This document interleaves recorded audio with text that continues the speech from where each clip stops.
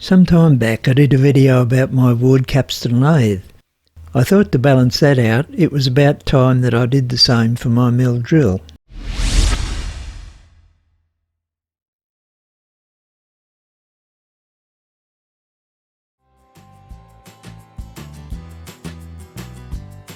I purchased my Lunan Mill Drill from a good friend.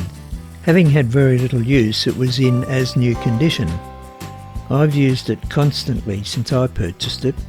It's a Chinese mill drill, but it's reasonably sturdy and fairly large for a mill drill. One can never have enough capacity though. The table measures 660 by 240 millimetres. The table travel is 495 millimetres in the x-axis. The y-axis travel is 265 millimetres. These two levers can be used to clamp the table in the x-axis. These two stops can be set to limit the travel in either direction. Hiding under the table are also two levers that can clamp the y-axis. The X and Y table cranks have scales to measure travel, and I persevered with these for a short time, but then I fitted a digital readout and life became so much easier. It is belt drive with only 4 spindle speeds, which is not ideal. A slightly larger speed range would be nice to have. Unlike some of the mill drills around, the column on this machine is rectangular in section and quite rigid. Releasing the column lock levers allows the head to be raised or lowered with the crank handle. Raising the head to its highest provides 315mm above the table with a chuck and about 50mm more with a collet. There is a scale on the downfeed handle and there is also a micrometer feed, although neither is 100% accurate. The downfeed has a shade over 130mm of travel, but when machining I try to keep this at a minimum.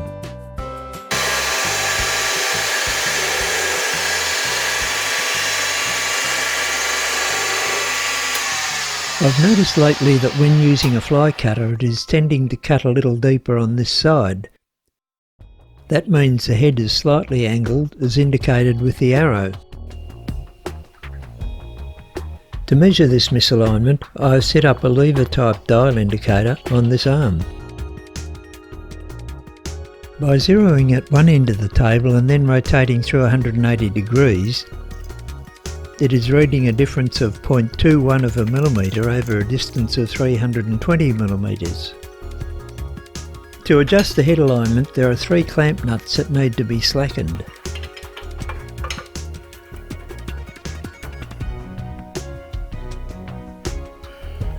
This shaft rotates the head via a worm and gear as seen from underneath.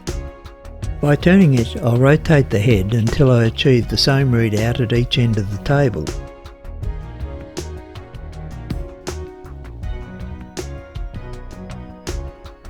Having got the alignment of the head correct to the table, I can now retighten the clamp nuts.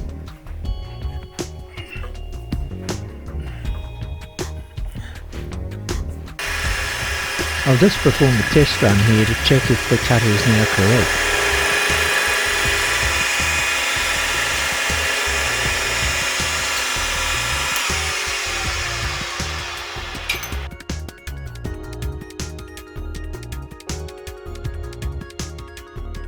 Well, I was happy with that cut, so now for that cupper.